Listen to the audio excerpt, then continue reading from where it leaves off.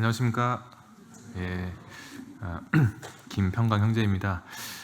참 오늘 저 요한복음 10장 함께 나누게 될 텐데 또 앞에 사회자 선생님께서 또 찬양과 기도를 또 너무 참 저희 마음에 또 너무 좋게 이렇게 그 말씀을 또 준비하면서 느꼈던 것들 많이 또 해주셔가지고 참 힘이 많이 되는데요.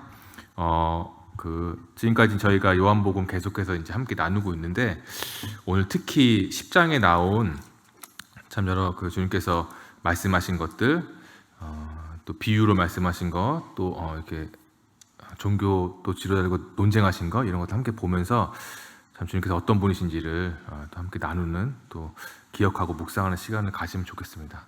10장이 조금 긴데 42절까지 있거든요. 그래서 사실 읽지는 않고 제가 이제 말씀을 이렇게 말씀을 가지고 이제 나눌 때 잘 따라오시면 좋을 것 같습니다. 중간중간 제가 필요할 때는 또 말씀을 직접 읽도록 하겠습니다. 요한복음은 특히 이제 예수님께서 일단 오늘 그 주제는 참 목자 되신 예수님 요거입니다. 참 목자 되신 예수님을 주제로 말씀 나누겠고요. 요한복음은 먼저 예수님께서 자신을 7가지로 이제 표현을 했다고 이제 흔히 말을 하고 있는데 첫 번째로 6장에서 지금까지 배운 내용이 다 들어가 있죠. 6장에서 나는 생명의 떡이다 라고 먼저 말씀하신 게 6장에 있고 또 8장하고 9장에서 지난주에 했었죠. 나는 세상의 빛이다. 그리고 이제 10장에서 나는 양의 문이다. 그리고 나는 선한 목자다. 그리고 11장에서 앞으로 배울 내용인데 나는 부활이요 생명이다 말씀하시고 계시고 14장에서 나는 길이요 진리요 생명이다. 그리고 15장에서 나는 참 포도나무다. 이렇게 해서 7가지로 표현했다. 이렇게 흔히 분별을 하고 있는데요. 오늘 10장은 그 중에서 그 2가지, 양의 문, 그리고 선한 목자, 이렇게 2가지가 10장에 나옵니다.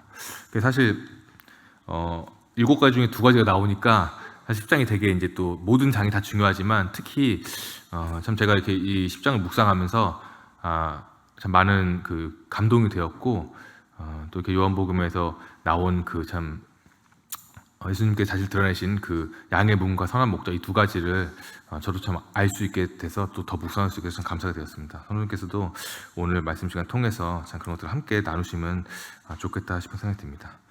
10장을 먼저 하기 전에 잠깐 9장의 내용 생각해 보시면은 왜냐하면 10장을 이제 예수님께서 그 비유를 말씀하시는데 사실 그게 9장에 나온 내용을 가지고 이제 말씀하시거든요. 9장에 잠깐 이제 지난주에 말씀드린 건 생각해 보시면은 예수님께서 일단 소경의 눈을 뜨게 하셨잖아요. 눈을 뜨게 하셨는데 그날도 이제 안식일이었어요. 안식일이다 보니까 안 그래도 예수님을 시기했던 이제 그 바리새인들 종교 지도자들이 막 이제 예수님을 너무 싫어하다 보니까 근데 또 안식일에 이제 예수님께서 기적을 행하시니까 그것을 핑계 삼아서 그 소경을 불러서 이제 따지고 또 예수님께 뭐라고 하고 이제 이런 9장에 나옵니다. 근데 소경이 여기서 이제 이 지도자들에게 이 배척을 당하고 혹은 이 예루살렘 회당으로부터 출교를 당할 그런 각오까지 하면서도 예수님의 제자가 되기로 결심하는 이것이 9장에 나오거든요. 이런 모습을 보면서 어떻게 보면 이제 참 유대인이죠, 이제 이 당시. 이런 모습을 보면서 예수님께서 10장에 말씀하시는 거예요. 어떻게 보면 이 종교 지도자들, 이 당시 바리새인들, 이 예루살렘 회당에서 그 소경을 내쫓았던, 출교하려고 했던 그 사람들을 대상으로, 그리고 믿지 않는 유대인들 대상으로 말씀을 하시는 겁니다. 그들에게 나는 양의 문이다, 그리고 나는 선한 목자다. 이렇게 2가지를 선포하시는 게 바로 10장입니다. 조금 그 9장 내용을 미리 이렇게 생각하셨다가 함께 10장을 좀 이해하시면 좋을 것 같고, 그 소경은 그래서 그 예루살렘 회당에서는 출교를 당했고, 그 유대인들 그 지도자에게는 배척을 당했지만 예수님의 제자가 되었고 오히려 예수님을 따르는 이제 그러한 사람이 되었습니다. 그래서 그 10장이 이제 시작이 되는데요. 일단 1절부터 6절까지는 비유입니다. 양의 우리의 비유죠. 그래서 유대인들과 이 종교 지도자들을 이제 비판하는 그런 비유를 이제 하시는데 2절과 3절을 보시면 문으로 들어가는 이는 양의 목자라. 그리고 문지기는 그를 위하여 문을 열고 이렇게 나와 있습니다. 진정한 목자만이 이제 이 양의 우리에 들어갈 수 있다. 이제 그리고 진정한 목자만이 문지기가 문 열어준다. 왜 문을 열어주냐면 진정한 목자이기 때문에. 다른 사람에게 문을 열어줄 수 없잖아요. 이제 양의 우리가 있고 문이 있고 밤에는 이제 양을 낮에 양을 이제 풀어서 목초에서 이제 풀을 늦게 하고 밤에는 우리 안에 이제 이렇게 들어오게 하는 거거든요. 근데 목자가 아니면은 이 문을 열어주면 안 되죠. 왜냐하면 훔쳐가니까. 그리고 양들도 그의 음성을 알아듣고 이제 이것이 진정한 목자다. 그리고 양들도 그들을 그 목자를 따라온다. 그리고 5절에 보면 그런 내용이고 5절에 보면 타인이 나오는데 이 타인은 이제 타인의 음성은 양들이 보면은 도망간다고 돼 있잖아요. 따르지 아니하고 도리어 도망한다. 이 도망하는 사람, 도망하는 양들이 도망한다는 것은 타인이 진정한 목자가 아니라는 거죠. 이 타인이 바로 이 9장에 나온 그 유대인 지도자들, 이 당시 그 유대인들을 이스라엘들을 이제 가르치고 또 했던 그 거짓 선생님들 혹은 바리새인들, 이 사람들 말하는 것입니다. 여기 보면은 5절에 그 나온 그 타인을 따르지 아니하고 도리어 도망한다. 이거의 대표적인 이제 사람이 바로 9장의 소경인 거예요. 그래서 종교 지도를 따르지 아니하고 오히려 예수님을 따라가는, 진정한 목자신 예수님을 따라가는 이런 이제 내용을 예수님께서 말씀하시는 겁니다. 사실 6절에 보면 이제 그들에게 말씀하셨으나 그들은 무슨 말씀인지 알지 못한다. 이렇게 돼 있거든요. 그들의 눈이 가리워져 있기 때문에 그 종교 지도자들의 눈이 가려져 있기 때문에 사실 예수님께서 말씀하셔도 이 타인이 너희들이다라고 말하고 있는데도 불구하고 또 도망가고 나에게 왔던 이 사람이 방금 그 소경이다 이렇게 말하고 있는데도 이들은 알지 못하는 거예요. 눈이 가려져 있기 때문에. 그래서 예수님께서 바로 이들에게 이렇게 말씀하신 다음에 선언하십니다. 7절에 보면 내가 양의 문이다 이렇게 드디어 이제 선언하시고 이 양의 문이 무슨 뜻이냐라고 9절에 이제 좀 풀어서 말씀을 해주고 계십니다. 첫 번째로 9절에 보시면 내가 문이니 나로 말미암아 들어가면 구원을 받고, 첫 번째가 나로 말미암아 들어가야지만 구원을 받는다. 그리고 두 번째가 들어가면 나오면 꼴을 얻는다. 이렇게 두 가지를 말씀하시거든요. 이것이 바로 양의 문의 어떤 의미인지를 설명을 해주고 계신 겁니다. 성경에서는 그 저희 인류를 두 가지로만 딱 이제 구분을 해요. 뭐 남자 여자도 아니고요. 뭐라고 구분하냐면은 유대인과 이방인 딱 두 가지로만 구분하거든요. 그런데 이 10장 초반에 나왔던 이 양의 우리에 있었던 양들은 바로 유대인을 말하는 거고 10장 16절에 나왔던 이 우리에 들지 아니한 다른 양들, 이 양들은 바로 이방인을 말하는 겁니다. 그래서 예수님께서는 10장에 유대인과 이방인, 그 모든 인류는 나를 통해서만 구원받을 수 있다. 이 내가 양의 문이기 때문에 나로 말미암지 않고는 구원할 수 없다. 결국 모든 인간은 예수님 통해서만 구원받을 수 있다. 이 말씀을 여기서 선언하고 계신 겁니다. 이 당시 유대인들은 유대교를 믿었거든요. 유대교를 믿었는데 사실 유대교는 이제 이 당시 종교 지도자들의 가르침 속에서 유대교를 믿고 그리고 율법을 지키고 또 이제 제사를 지내고 성전에 가서 이제 또 제사를 지내고 그러면서 구약 성경에서 말하고 있는 메시아가 오실 것이다라고 기다리고 있었던 이제 이런 상황입니다. 그래서 우리의 구원자가 오셔서 우리가 지금 로마의 이제 이 당시 로마의 이 통치를 받고 있었잖아요.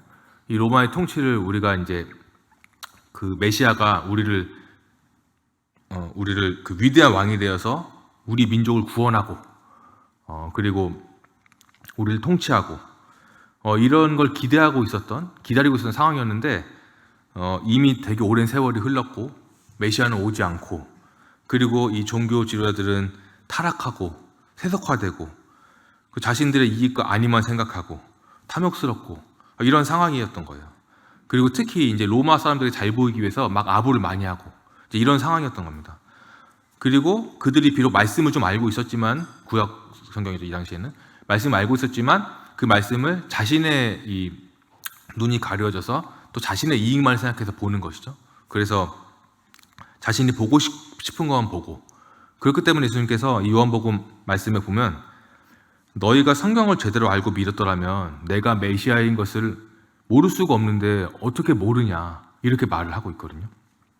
그래서 이 지도자들은 예수님을 잘 믿지 못하고 거의 믿지 못하고 이 순수했던 유대인들, 특히 순수하다는 것은 이 당시에 이제 오히려 율법을 잘 지키지 못하고 하지만 마음이 순수해서 내가 어떻게 하면 구원받을 수 있을까 고민했던, 진정한 메시아는 누구일까 고민했던 그 이스라엘 사람들이 오히려 예수님을 더 많이 믿고 따랐습니다. 이런 상황에서 예수님께서 선언하신 거야. 나를 통해서만 구원받을 수 있다. 이 유대인들이 행하고 있었던, 혹은 이 종교 이 지도자들이 행하고 있었던 수많은 형식적인 것들, 뭐 선한 행위들, 사실 선한 행위라고 할 수 있는 것도 많지 않았죠. 위선적인 게 더 많았으니까. 그리고 뭐 여러 가지 예식들, 어떤 그런 것들을 통해서는 절대로 구원을 받을 수 없다. 예수님이라는 문을 거쳐야지만 이 구원에 이른다. 이것을 예수님께서 말씀을 하고 계십니다. 믿음을 통해서만이 그리스도를 영접할 수 있고 구원받을 수 있다. 그래서 어떠한 사상이나 이론이나 이런 것들도 사실은 다 소용이 없다. 이것을 말씀을 하고 계신 겁니다. 제가 이제 주일학교 교사를 하고 있는데 그 주일학교 이제 이렇게 아이들에게 그 복음을 전할 때 보면 이렇게 그림 같은 거 그리잖아요. 보면 이제 사람과 하나님 사이에는 오직 예수님만이 이제 유일한 문이다, 유일한 길이다. 이제 이렇게 설명을 하고 있는데 그런 그 내용이 예수님께서 여기 선포를 하시는 겁니다. 그 요한복음 14장 6절에 보면 제가 읽겠습니다. 내가 곧 길이요 진리요 생명이니 나로 말미암지 않고는 아버지께로 올 자가 없느니라. 예수님께서 이렇게 자신을 통해서만 인간이 구원을 받고 생명을 얻을 수 있다 이렇게 말씀을 하고 계십니다. 이것이 양의 문이라는 거의 첫 번째 의미고, 두 번째 의미는 9절에 나오는 들어가며 나오며 꼴을 얻는다 이것입니다. 이 들어간다는 것은 구원받은 후에 이제 구원 앞에 이제 구원 받고 그 다음 이 성도들은 예수님을 통해서 하나님 앞에 아무런 거리낌 없이 나아갈 수 있다. 그리고 하나님과 친밀한 교제를 할 수 있다. 뭐 저희가 이제 주님과 신앙생활 하면서 주님과 함께하고 또 주님 앞에 나아가고 또 하나님께 예배를 드리고 이런 모든 것들이 포함이 되는 거고요. 그리고 또 나온다 이것은 뭘까 저도 찾아봤는데 복음을 전하기 위해서 세상으로 나간다 이렇게 이제 이해를 하면 좋다고 이제 한 내용들이 이렇게 많이 있었습니다. 그래서 저도 이제 그렇게 생각이 되고, 그래서 어쨌든 구원을 받고 그 다음에 구원받은 성도들은 또 주님의 말씀을 통해서 주님과 친밀하게 교제함으로써 하나님 앞에 얼마든지 나아갈 수 있고 또 그 나아감으로써 또 주변 사람들에게 또 복음을 전할 수 있다. 그래서 10절에 나온 것처럼 내가 온 것은 양으로 생명을 얻게 하고 구원을 받게 하고, 두 번째로 더 풍성히 얻게 한다. 누리게 한다. 신앙생활을 더욱더 풍성하게 자유롭게 하게 한다. 주님을 누리고 또 그런 주님을 주변에 나누게 한다. 이것을 예수님께서 신앙생활의 원리죠. 되게 중요한 이것을 말씀하시고 계시면서 양의 문이 무엇인지 이걸 얘기하고 있는 것입니다. 그리고 이게 이제 1절부터 10절까지에 나온 그 양의 문에 대한 이야기고요. 내용이고, 그 다음에 11절부터 이제 21절까지가 선한 목자이신 예수님에서 나옵니다. 오늘 제가 처음에 말씀 시작할 때 오늘 주제는 참 목자 되신 예수님이라고 말씀드렸잖아요.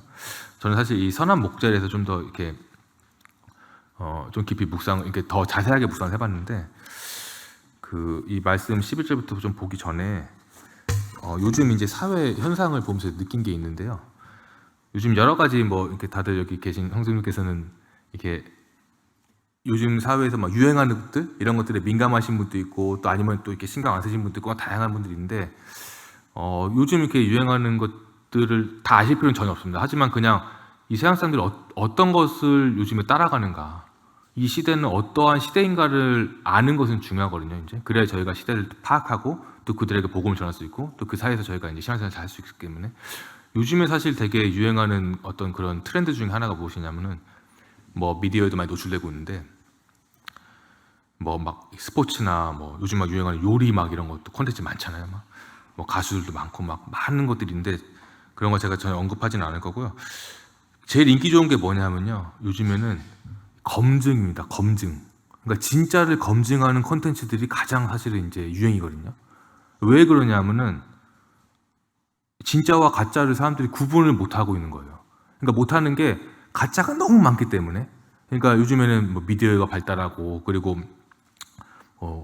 유튜브 막 많이 보시잖아요. 그리고 뭐 보신 분도 있고, 막 글도 막 너무 많은 것들이 막 이렇게 돌아다니잖아요. 영상도 너무 많은 거 돌아다니고, 뭐가 맞는지도 모르고, 그 사람 말이 맞는지, 이게 맞는지, 저 정보가 맞는지, 저 데이터가 진짜인지 가짜인지 아무것도 모르는 그런 시대에 저희가 살고 있고, 또 그런 걸 통해서 서로 속이고, 나의 이익을 위해서 이거를 막 주변에다 퍼뜨리기도 하고, 또 나는 거기 속기도 하고, 손해를 막 보기도 하고.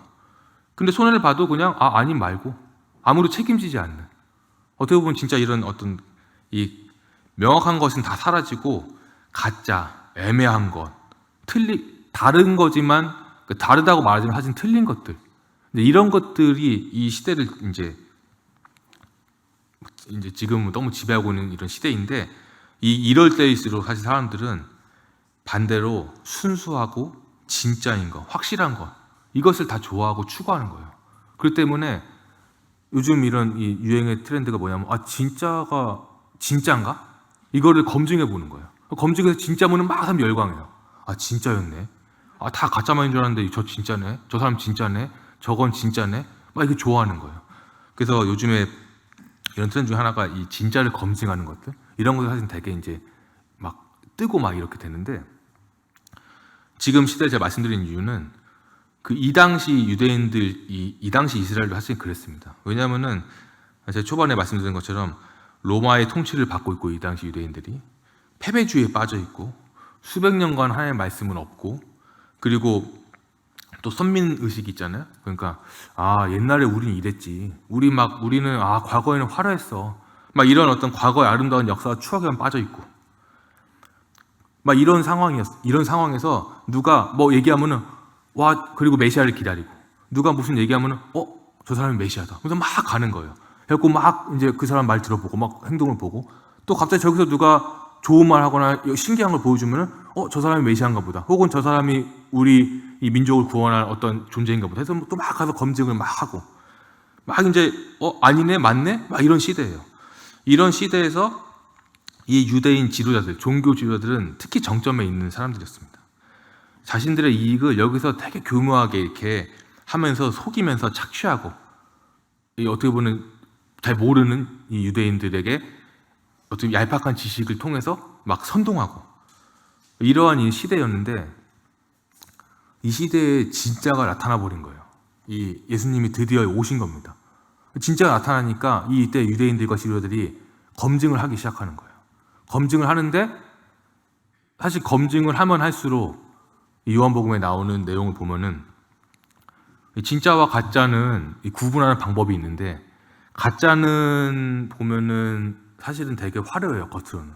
그리고 뭔가 있어 보이고, 뭔가 그럴듯하고, 그리고 뭔가 막 될 것 같은데 조금만 깊이 들어가 보면 사실은 별게 없는 거. 그것이 가짜고, 또 가짜는 어떻게 되냐면은 이 조금만 파고 들어가서 거기에 깊이 내가 빠져들면은 굉장히 이 강압적이고 폭력적인 태도를 이제 지닙니다. 왜냐하면 그렇게 되지 않으면은 그들이 판단당하고 파악당하니까.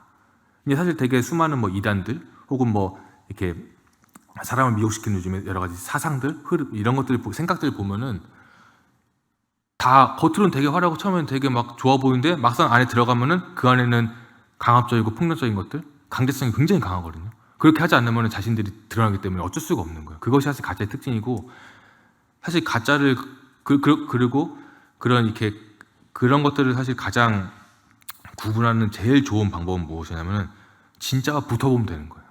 요즘에 여러 가지 그런 유행하는 콘텐츠들이 결국 진짜하고 붙여보는 거거든요. 진짜하고 붙여보면은 그냥 가짜는 다 끝나요. 이제 진짜하고는 비교가 안 되는 거니까. 이 당시가 그랬습니다. 이 당시 주님께서 진정한 목자, 이 종교 지도자들, 소경을 출교시켰던 이 지도자들이 아니라, 이 자신들의 탐욕과 어떤 이기심 때문에 착취했던 이런 지도자들이 아니라, 진정한 목자는 어떠한 존재인가, 진정한 목자는 누구인가, 이것을 바로 11절부터 말씀을 하고 계신 겁니다. 그래서 11절에 딱 처음에 바로 선언하십니다. 뭐라고 딱 처음에 말씀하시냐면은, 선한 목자, 나는 선한 목자다. 선한 목자는 양들을 위해서 목숨을 버린다. 이렇게 처음부터 딱 말씀하시는 거예요. 선한 목자는 바로 다른 것이 아니라 목숨을 버리는 자다. 그러면서 보통 이제 양을 키우는 목자는 목적이 있잖아요. 목적이 뭐냐면은 나를 위한 것이죠. 양을 통해서 이렇게 우유를 얻기도 하고, 또 이렇게 뭐 버터나 치즈를 얻기도 하고, 또 따뜻하게 양털 통해서 옷을 또 이제 해입기도 하고, 또 고기를 얻기도 하고. 이 목자는 결국에는 자신을 위해서 양들을 키우는 거거든요. 근데 주님께서는 반대입니다. 목자가 양을 위해서 목숨을 버립니다. 이것이 바로 이 진정한 목자의 기준이고, 주님께서 말씀하시는 선한 목자가 무엇인지를 참 잘 나타내고 있습니다. 요한일서 3장 16절에 보면 제가 읽겠습니다. 그가 우리를 위하여 목숨을 버리셨으니 우리가 이로써 사랑을 알고, 그러니까 목숨을 버렸기 때문에 이걸 통해서 우리가 사랑을 안다고 되어 있고, 요한복음 15장 13절에 보면 사람이 친구를 위하여 자기 목숨을 버리면 이보다 더 큰 사랑이 없다, 이렇게 말씀을 하고 있습니다. 이 선하다는 것, 하나님께서 말씀하시는 이 선하다는 것의 기준은 바로 이 사랑이 많다는 것이고요. 사랑이 많다는 것은, 사랑은 여러 가지 이제 형태로 표현되는데, 뭐 막 베풀고 나눠주고 배려하고 막 이런 것들이 있는데, 가장 사랑의 최고의 표현은 바로 목숨을 버리는 것이다. 하나님께서는 성경에 명확하게 이렇게 말씀하고 계십니다. 그리고 이 자신의 가장 소중한 것인 생명을 내어주는 것이 이 사랑이 할 수 있는 가장 큰 표현이고, 주님께서는 이 사랑이 차고 넘쳐서 너무 사랑이 많으셔서 결국에는 우리를 위해서 자신의 목숨을 내줄 수밖에 없는 이 선한 목자의 표본이 바로 주님인 것입니다.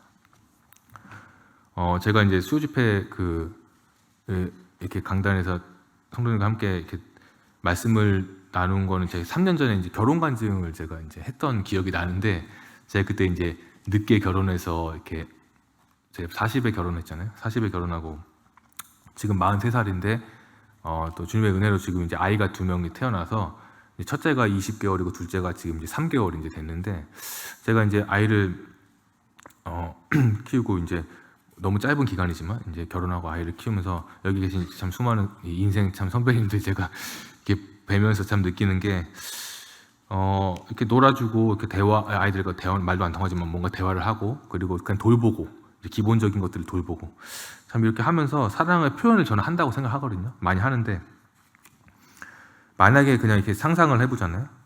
만약에 뭔가 큰일이 생겨서 뭐 아이들의 인생이 걸릴 일이 생기는데, 혹은 아이들의 생명이 걸릴 일이 생기는데, 그것을 해결할 수 있는 것이 나의 희생, 나의 생명이면 어떨 것이냐, 이런 얘기를 이제 부모님들은 많이 이제 이렇게 막 그런 생각도 하시잖아요. 제가 옛날에 그런 이렇게 생각을 이렇게 또 어른들이 말씀하실 때, 혹은 이렇게 뭐 드라마나 영화에서 막 부모가 자식을 위해서 희생하는 것들, 뭐 심지어 자신의 생명을 내어주는 것들, 이런 것들을 막 이렇게 나오는 거, 말하는 걸 막 보면서 저는 그때 무슨 생각했었냐면은, 저게 쉽지 않을 텐데, 이런 생각 들기도 하고, 정말 부모의 사랑은 대단하네, 뭐 이런 생각 막 들기도 하고, 그냥 이때 그게 어떤 느낌이지? 막 이런 고민을 막 하기도 하고 막 그랬었는데, 실제로 또 그런 일들이 발생하기도 하잖아요.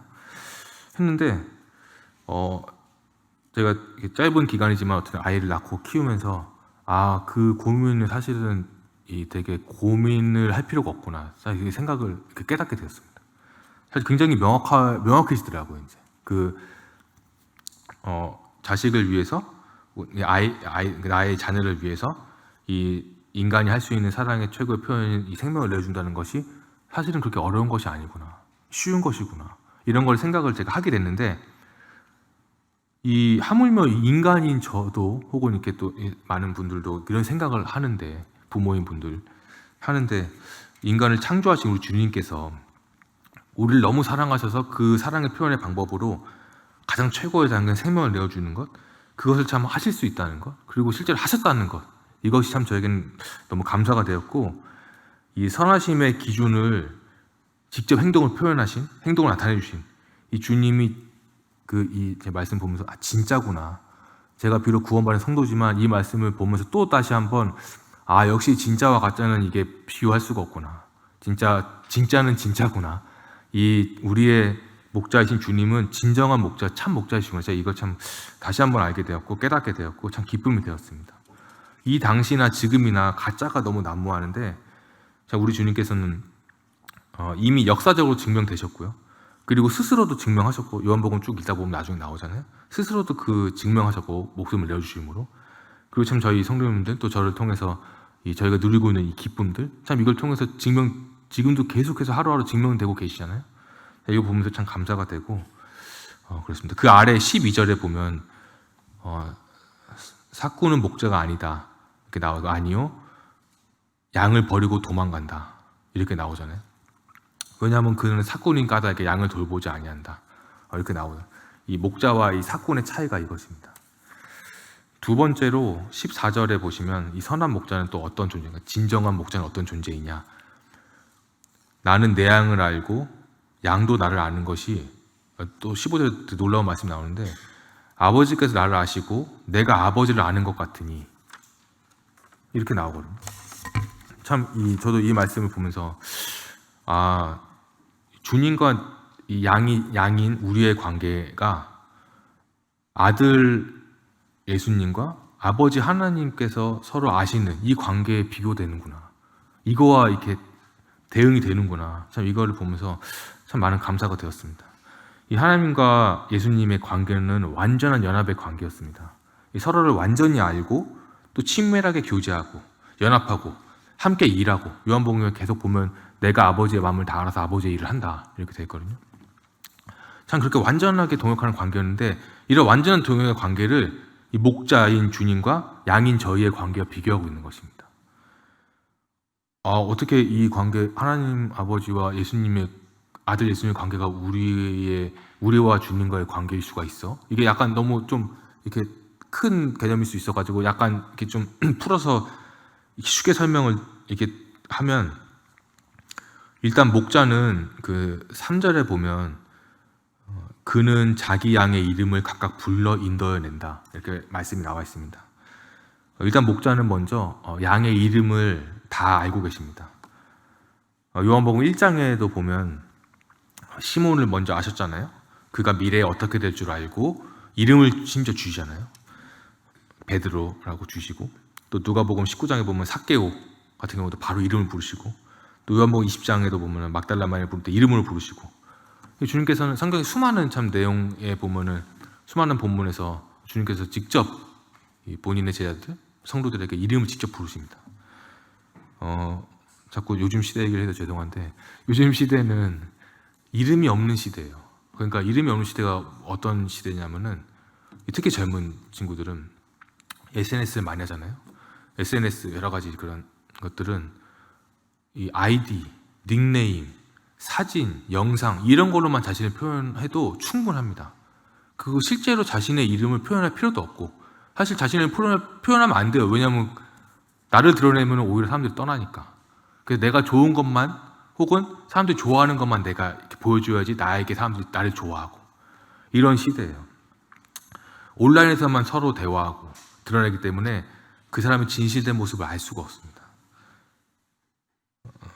특히 요즘같이 이렇게 온라인이 막 활성화된 시대에는 요즘 말로 이제 수많은 인격이 있다고 하거든요. 내가 여기 SNS에서는 이런 인격 갖고 있고, 내가 여기에서는 이런 인격 갖고 있고, 학교에서는 이런 인격, 뭐 가정에서 이런 인격, 막 5개, 6개? 많은 사람들은 9개, 10개의 인격이 있는 거예요.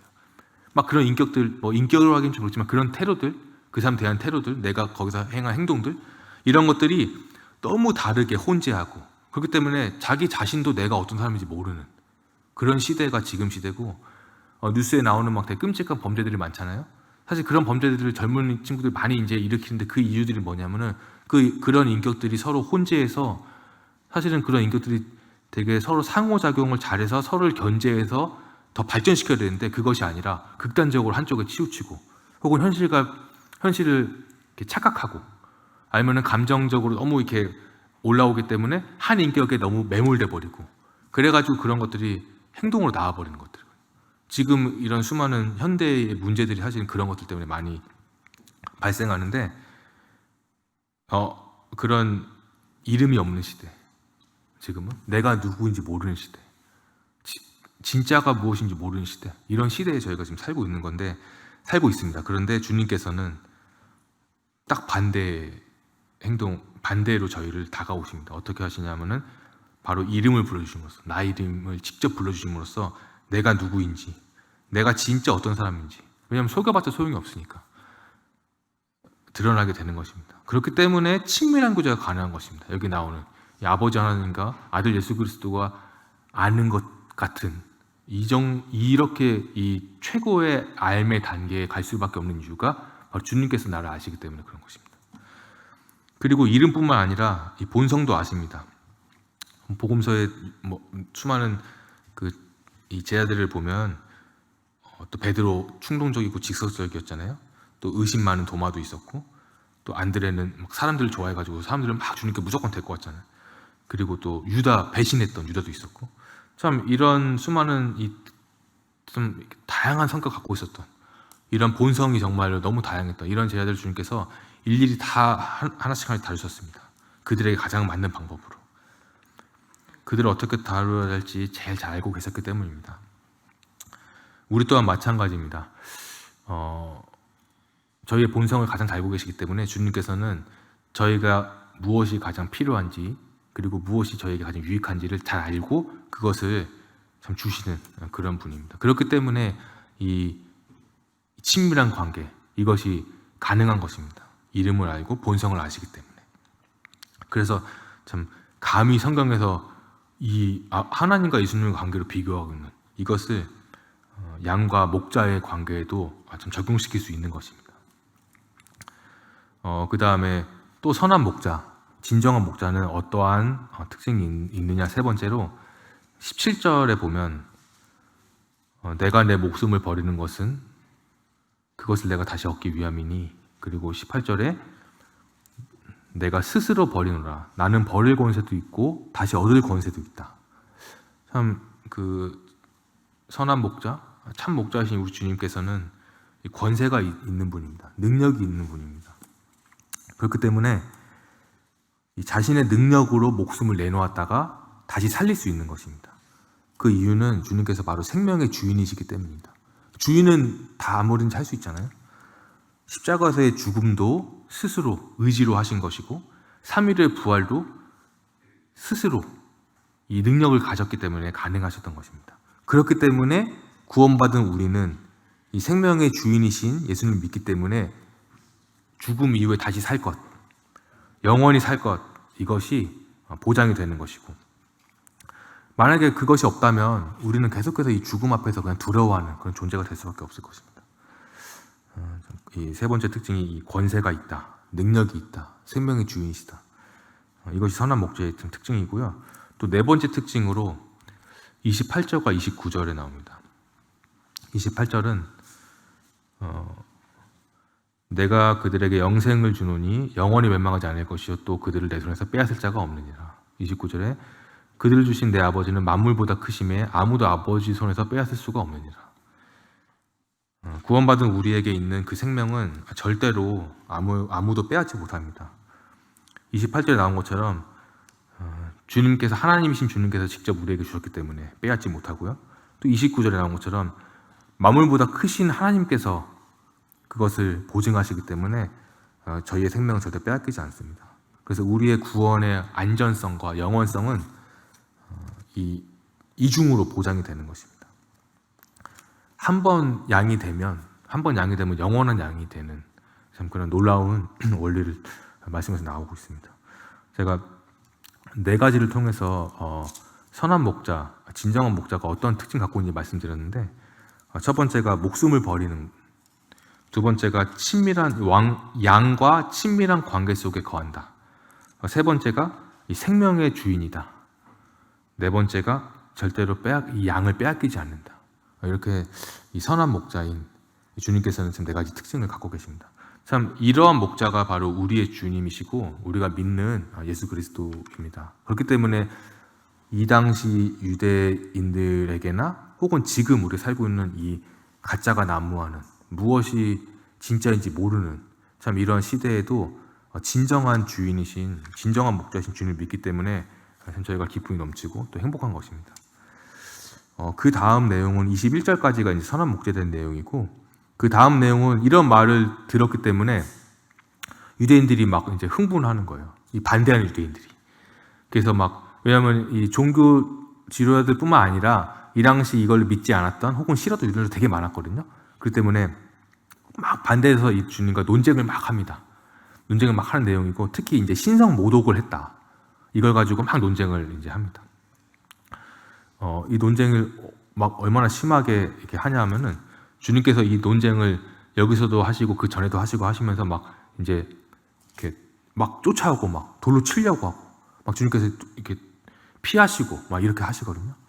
그래서 제가 예전에 어떤 한 영화를 본 적이 있는데 혹시 성도님들 보신 분도 많이 계시겠지만 그 영화 제목이 요한복음이에요. 그러니까 더 가스펠 오브 존이라고 그게 어떤 영화 이번에 제가 다시 봤습니다. 이 말씀 준비하면서. 근데 그 요한복음에 나온 이 말씀 1절부터 마지막 절까지만 가지고 대사가 이제 이루어집니다. 다른 것들이 하나도 없이. 그래서 그 대사들을 쭉 이제 나레이션으로 계속 하고 등장인물을 얘기하고 그런데 이제 그거를 이제 배우들이 연기를 하는 거죠. 이제 배경을 한 3시간 정도 되는데 그 영화를 뭐 이게 말씀을 뭐 당연히 그 영화가 절대적인 것도 아니고 고증이 어떻게 될지 모르니까 뭐 크게 이렇게 말씀 보는데 도움이 많이 되거나 이런 것라기보다는 저는 그냥 그 영화를 보면서 느낀 게 뭐냐면은 이 당시에 정말 유대인들과 이 종교 지도자들이 주님을 정말 싫어했겠구나. 정말 많이 싫어했기 때문에 주님께서는 정말 안타까워하셨겠구나. 메시아가 직접 이 땅에 왔는데 진짜가 왔는데 정말 그들은 싫어하고 배척하고 따지고 심지어 신성 모독이라고 주님을 죽이려고 하고 돌로 치려 하고 참 이랬었던 참 그 막 배우들이 연기를 정말 잘해서 막 눈빛이 진짜 막 살기를 띠거든요. 막 그 막 주님이 막 이렇게 피하고 이런 걸 보면서 주님께서 정말 슬프셨겠구나. 이 선한 목자의 마음이 정말로 슬펐겠구나라고 참 생각이 들면서 40절에 보면 주님께서 이들을 39절에 그 손에서 벗어나 나가셔서 40절에 다시 요단강 저편 요한이 처음 세례를 베풀었던 곳에 가십니다. 그러니까 믿지 않는 그들 예루살렘 성전에서 이런 막 논쟁이 있었고 다시 떠나시는 거예요. 이들로부터. 그래서 누구에게 가시냐? 처음 세례를 베풀었던 요단강 저편 거기 거하시면서 41절에 많은 사람이 옵니다. 그리고 42절에 많은 사람이 예수를 믿습니다. 결국에는 그러니까 이 마음이 순수하지 못하고 자신의 이익과 어떤 자신의 이런 자신의 것만 추구하는 이런 사람들 떠나서 이 순수했던 목자의 음성을 열린 마음으로 듣는 참된 유대인들만이 주님이 멀리 가셨는데 거기까지 오는 거예요. 예루살렘에서 가만히 있는 그 종교 지도자들과 유대인들은 믿지 않습니다. 주님께서 직접 오셨는데. 근데 겸손한 마음으로 주님을 찾는 이런 양들은 주님이 있는 저 먼 곳으로 가는 거예요. 가가지고 주님을 직접 보고 그리고 만나고 대화하고 말씀에 나온 것들이 이루어지는 걸 보고 믿는 겁니다. 그래서 41절에도 요한이 이 사람을 가리켜 말한 것이 다 참이라 이렇게 고백을 하고 많은 사람이 예수를 믿으니라. 이것이 바로 주님을 믿는 성도님들 그리고 또 주님을 따르는 자들의 태도입니다. 주님이 계신 곳으로 가야 되는 것입니다. 이렇게 해서 10장을 제가 이렇게 좀 빨리 한번 훑어봤는데 겸손한 마음으로 주님을 찾는 자들에게만 주님께서 말씀해 주신다. 이걸 참 알 수 있었고요. 말씀을 제가 대략 마무리하기 전에 최근에 그 열린길 밴드 가입하신 분들 많이 계시잖아요. 근데 거기 보시면은 좋은 글도 많이 올라오고 하는데 특히 선교사님들의 이제 여러 어떤 소식들이 많이 올라오는데 제가 그런 글들을 쭉 보다가 이 선한 목자의 마음과 좀 이렇게 또 이렇게 약간 비슷한 부분이 있어가지고 제가 발췌를 해왔습니다. 요즘 어떤 분이냐면 어떤 선교사님은 이제 그 레바논의 형제님 잘 아시죠? 지금 이스라엘과 레바논 간의 전쟁이 난리잖아요. 그래서 뚝성교회에서 형제님을 파송해서 거기 가 계신데 그 레바논 전쟁 때문에 한국에서 그 레바논으로 교민들을 철수시키기 위해서 군용기를 보냈어요. 그래서 저번 주인가 보내가지고 이제 교민들 다 철수시키잖아요. 각 나라에서 보냈는데 그래서 교민들 상당수의 교민과 이제 막 대사관 직원들 다 철수했습니다. 철수했는데 주님께서 철수를 안 하신 걸로 알고 있습니다. 그 한국에 있는 성도들에게 편지를 쓰셨는데 뭐라고 쓰셨냐면은 좀 편지가 길어서 제가 일부분 소개했습니다. 처음에는 군용기가 온다는 소식을 듣고 안전지대로 피신할 수 있어서 좋았지만 그 후 빌립보서 3장 말씀을 통해서 복음을 전해서 믿게 된 시리아 개종자들과 함께 말씀을 경험해 나가야 한다고 생각합니다. 지금 제가 레바논 현장을 벗어난다면 지금까지 개종자들과 함께 나눈 믿음의 교제를 그들이 관념적으로 받아들이지 않을까 하는 우려가 있습니다. 다가오는 환난과 핍박에 담대하게 믿음을 지켜야 함을 거듭 개종자들에게 강조해 왔기 때문입니다. 풍랑에는 칠흑의 바다와도 같은 레바논의 현실이지만 지금까지 항해를 지속해 올 수 있도록 붙드신 주님께 감사드립니다. 더 이상 계속할 수 없는 상황에 이른다 해도 맨 나중에 배에서 빠져나와야 한다는 무거운 책임감을 떨쳐버릴 수 없습니다. 이것이 앞서서 이 길을 걸어오신 모임의 선교사들에게서 배운 교훈입니다.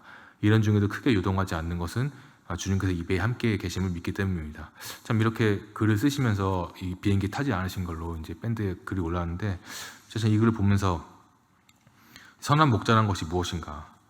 이 말만 앞서는 것이 아니라 이 가짜 목자는 말만 앞서잖아요. 이리가 오면 도망가잖아요. 그런데 선한 목자는 실제로 양과 함께하고 그리고 모든 것을 특히 자신의 목숨까지 내어주는 존재입니다. 참 이렇게 선한 목자인 주님께서 우리를 어리석고 무지한 우리 양들을 매일매일 참 주님의 푸른 초장으로 인도하십니다. 시편 23편이 그 양과 목자의 말씀의 가장 아름다운 내용이잖아요. 제가 이 말씀을 읽고 마치겠습니다. 23편 1절에 보면 여호와는 나의 목자시니 내게 부족함이 없으리로다. 이거 쭉 너무 참 아름다운 말씀이 많이 나오고, 특히 6절에 내 평생의 선하심과 인자하심이 반드시 나를 따르리니 내가 여호와의 집에 영원히 거하리로다. 이렇게 참 나옵니다. 이 양과 이 목자의 관계를 가장 잘 표현한 23편 내용의 말씀을 생각이 드는데, 참 이처럼 선한 목자신 주님을 잘 따르는 성도님들 그리고 제가 되기를 참 바라면서 말씀을 마치겠습니다. 제가 기도하고 오늘 말씀 시간 마치도록 하겠습니다. 함께 기도하겠습니다. 주님 참 감사드립니다. 참 요한복음 10장 말씀을 보면서 주님께서 우리의 참 목자 되시고 참 선한 목자 되심을 다시 한번 알게 하심에 감사드립니다. 저희가 참 이러한 주님을 또 따르고 참 믿는 자임에 참 감사가 되고, 저희가 하루하루 주님을 묵상하면서 주님을 경험하면서 참 주님과 동행하는 그런 삶을 살게 되기를 참 원합니다. 또한 저희만 그렇게 살 뿐만 아니라 참 주변에도 그런 주님의 사랑을 전파함으로써 참 많은 잃어버린 양들을 주님께로 인도할 수 있는 그러한 저희 서울국회 성도님 될 수 있도록 주님께서 계속해서 참 은혜를 베푸실 기도드립니다. 이 모든 기도를 주 예수 그리스도의 이름으로 아버지 하나님께 기도드렸습니다. 아멘. 네, 감사합니다.